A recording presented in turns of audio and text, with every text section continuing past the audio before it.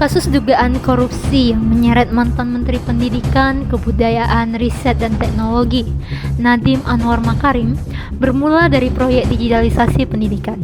Proyek ini merupakan salah satu program andalan pemerintah saat itu yang bertujuan menjangkau wilayah pelosok melalui pengadaan perangkat teknologi informasi dan komunikasi. Namun, program ini justru menjadi sorotan publik saat Kejaksaan Agung mengendus adanya dugaan korupsi dalam proses pengadaannya. Nadiem diduga terlibat dalam penyimpangan pengadaan laptop Chromebook dan layanan Chrome Device Management yang berlangsung dari tahun 2020 hingga 2022. Berdasarkan fakta persidangan, Jaksa Penuntut Umum meyakini bahwa proyek yang seharusnya untuk kemajuan pendidikan ini justru menjadi ajang untuk memperkaya diri. Kerugian keuangan negara yang ditimbulkan dari dugaan korupsi ini sangat fantastis, mencapai 2,18 triliun rupiah. Angka ini terdiri dari kerugian sebesar 1,56 triliun rupiah dari program digitalisasi pendidikan dan kerugian senilai 44,5 juta dolar Amerika Serikat atau sekitar dengan 621,39 miliar rupiah dari pengadaan CDM yang dinilai tidak diperlukan dan tidak bermanfaat. Lebih lanjut, Nadiem diduga menerima aliran dana sebesar 809,59 miliar rupiah. Uang ini berasal dari PT Aplikasi Karya Anak Bangsa atau disingkat PT AKAP melalui PT Gojek Indonesia yang sebagian besar sumber dananya adalah investasi dari Google senilai 786,99 juta dolar AS. Atas dugaan perbuatannya ini, maka pada tanggal 13 Mei 2026, Jaksa menuntut Nadiem dengan pidana penjara 18 tahun dan uang pengganti dengan total sebesar 5,6 triliun rupiah. Saya bisa katakan dengan jujur, niat dari program ini murni untuk membawa pendidikan Indonesia ke level yang lebih modern.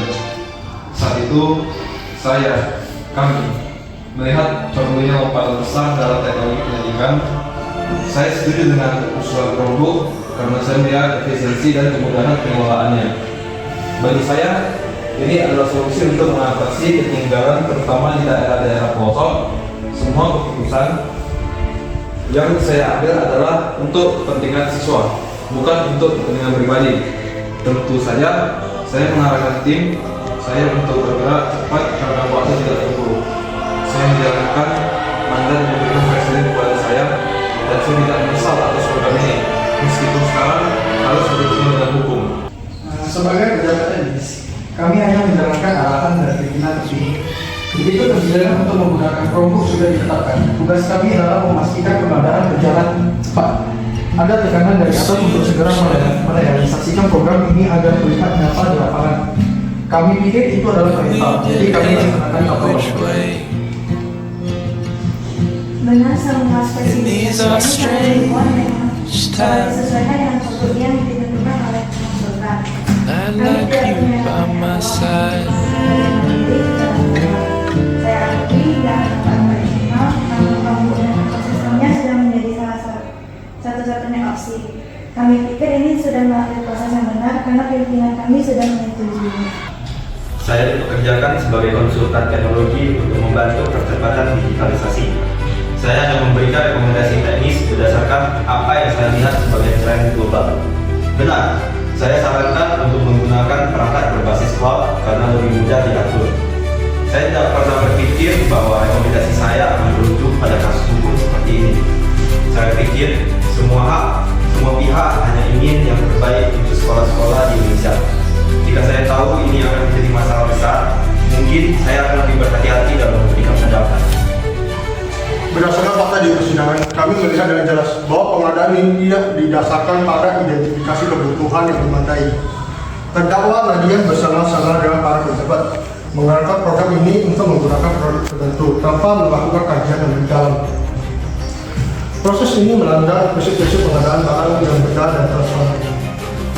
Yang lebih parah lagi, pengadaan CDM ini tidak ditemukan dan tidak bermanfaat di pendidikan. Namun, negara dirugikan hingga sebesar 621 miliar. Dan ini adalah perbuatan yang merugikan melawan hukum yang merugikan keuangan negara yang sangat besar. Tuntutan Anda setebal 1597 halaman. Jaksa penuntut hukum, apa inti dari tuntutan ini? Ya, yang mulia, kami menuntut terdakwa Nadiem Anwar Makarim dengan pidana bebas 18 tahun penjara, denda sebesar 1 miliar rupiah dan uang pengganti sebesar 5,6 triliun rupiah. Kami yakin terdakwa telah terbukti bersalah melakukan korupsi dan perkara yang sendiri. Apakah ada hal yang memberatkan yang mendasari tuntutan ini? Ya, yang mulia, kami memberatkan perbuatan terdakwa mengakibatkan kehambaran dan merugikan masyarakat Indonesia. Tindakan ini bahkan menjadi hal periode memberikan diberikan untuk menjadi suatu masyarakat.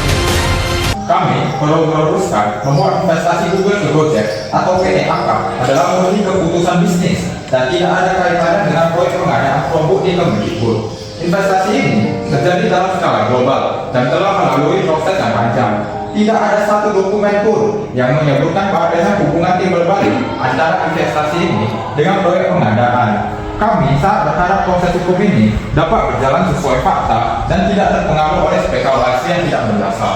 Kami sangat keberatan dengan keterangan jaksa yang terkesan dipaksakan. Fakta di persidangan pengadilan menunjukkan tidak ada aliran dana dari proyek ini ke klien kami. Tidak ada satupun bukti transfer ataupun dokumen yang menghubungkan klien kami langsung dengan uang korupsi. Klien kami menjalankan program ini dengan niat baik untuk memajukan pendidikan. Tuntutan 27 tahun yang efektif ini tidak masuk akal dan lebih berat dari vonis untuk pembunuh ataupun teroris. Kami akan mengajukan pembelaan yang kuat dan berharap majelis hakim dapat melihat kebenaran yang sebenarnya.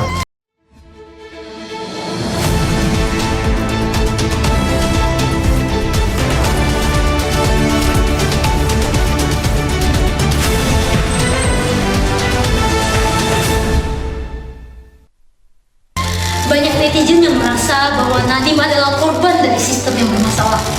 Mereka menyebut program digitalisasi ini terlalu muluk dan terlalu cepat, jadi wajar jika ada cacat administrasi. Mereka menilai ini lebih dari ketidaksempurnaan sistem daripada niat jahat seorang menteri. Mereka mendukung Nadiem karena menganggapnya sebagai reformis yang mencoba melakukan perubahan besar dan seharusnya diberi apresiasi, bukan dihukum. Ini adalah bentuk kriminalisasi kebijakan.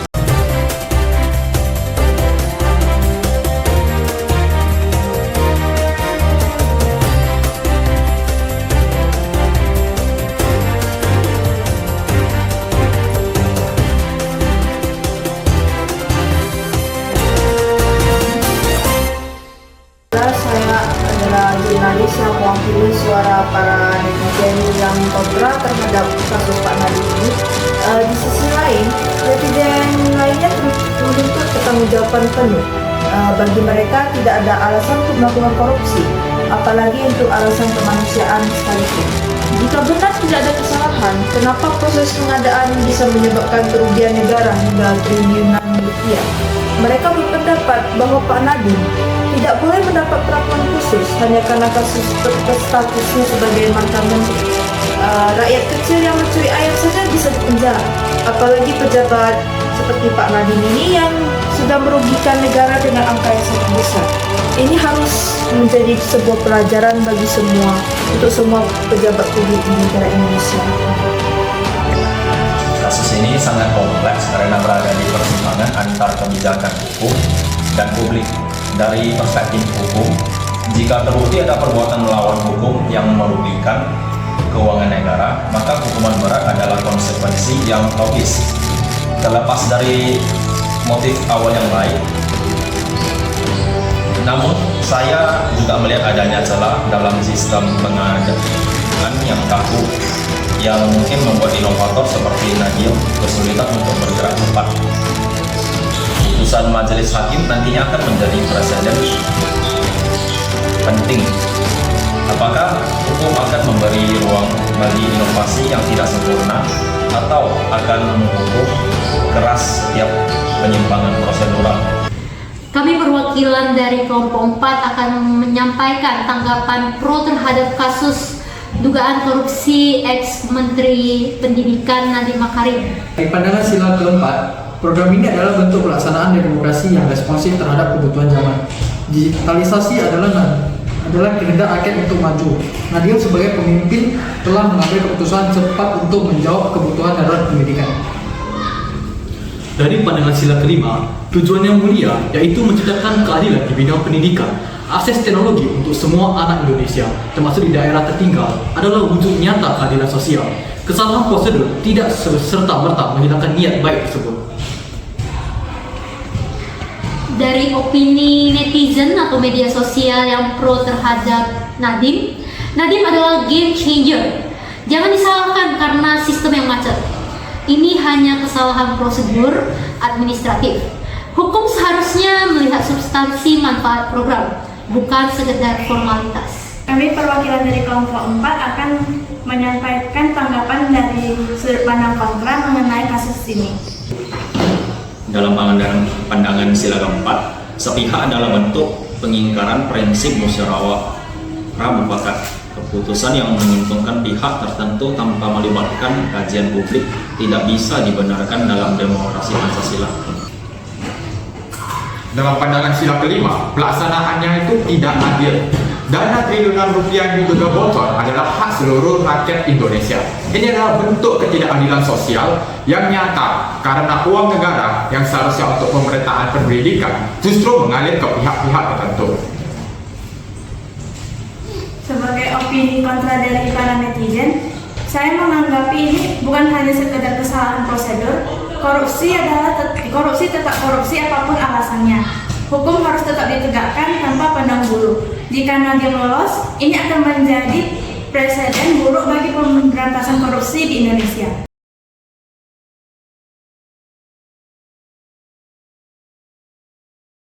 Kasus dugaan korupsi Nadiem Makarim adalah cerminan nyata dari pengingkaran nilai Pancasila, terutama sila keempat dan kelima.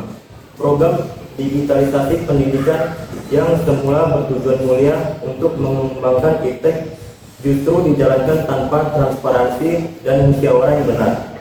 Proses pengadaan yang diduga diarahkan untuk menguntungkan pihak tertentu adalah bentuk penyalahgunaan wewenang yang merugikan keuangan negara hingga 2,18 triliun rupiah.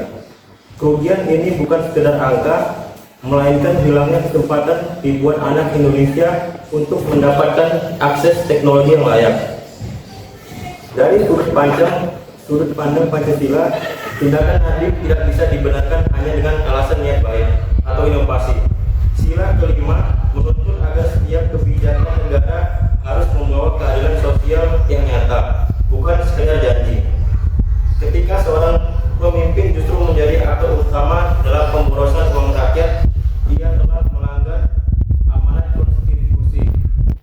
Majelis Hakim akan memvonis Nadiem dengan hukuman minimal 12 tahun penjara, meskipun mungkin tidak sampai 18 tahun.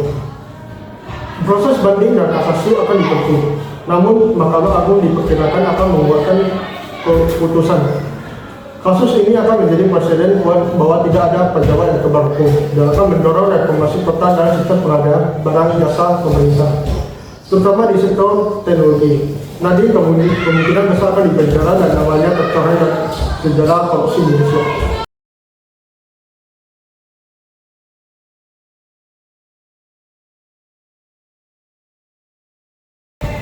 Selanjutnya, pandangan kedua akan dibawakan oleh kami.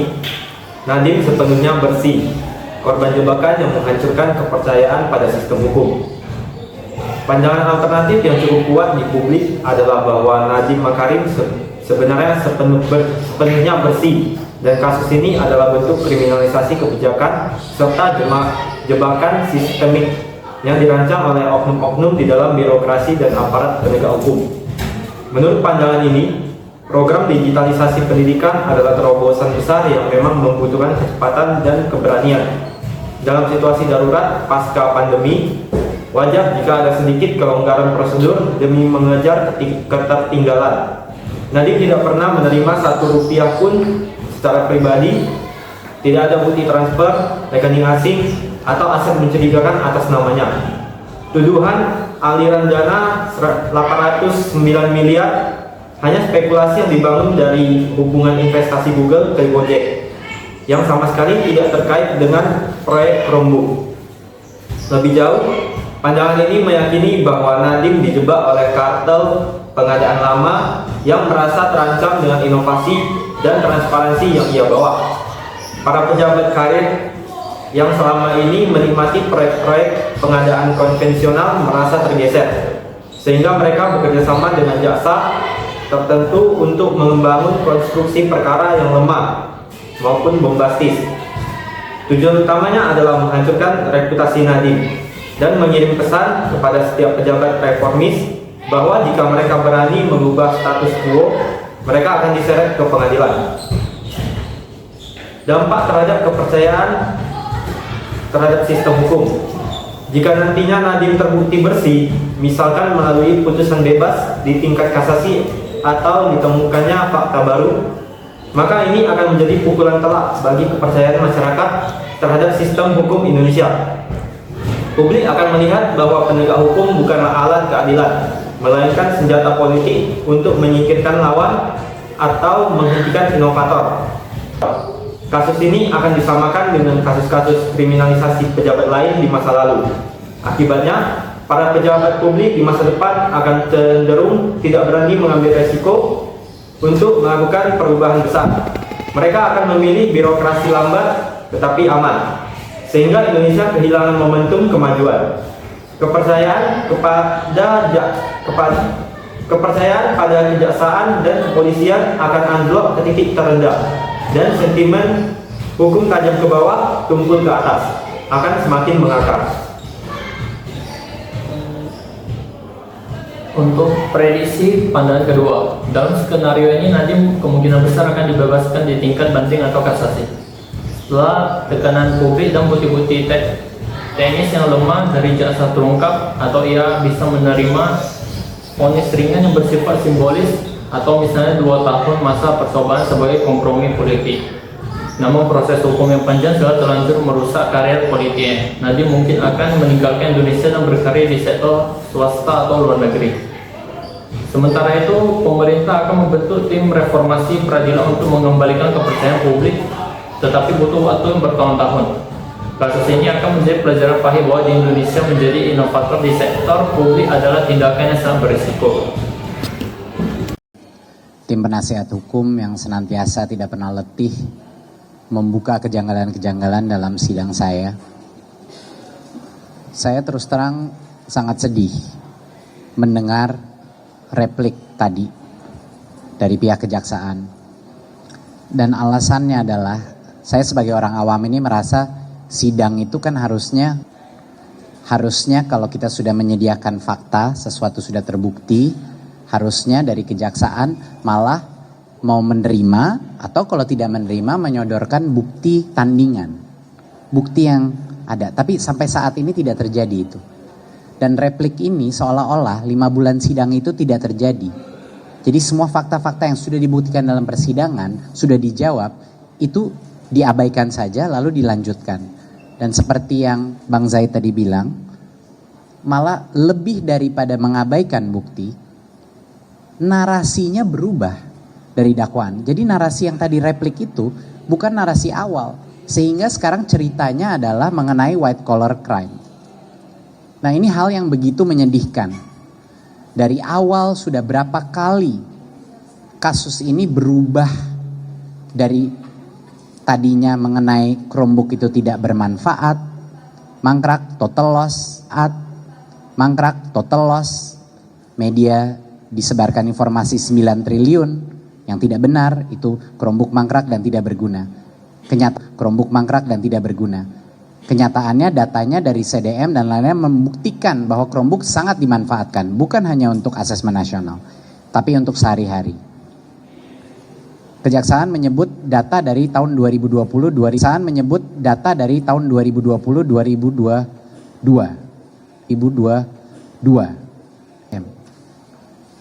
tidak pernah disebut apa yang terjadi 2023 sampai 2025, di mana datanya lengkap, angka chart itu dari sendiri, dari harga produksi ditambah margin dengan asumsi sendiri. Akhirnya produksi ditambah margin dengan asumsi sendiri. Akhirnya keluar satu angka, akhirnya dipastikan ada fakta yang terbuka. Jadi itu kira-kira hal-hal yang mungkin dengan harapan hakim lupa dengan fakta itu.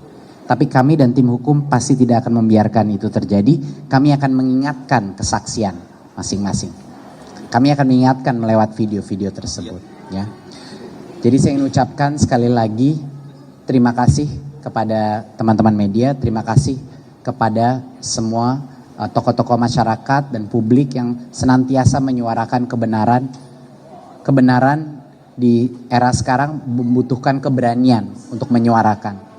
Tidak mudah, saya tahu, dan saya sangat mengapresiasi keberanian masyarakat dan publik untuk menyuarakan selalu kebenaran.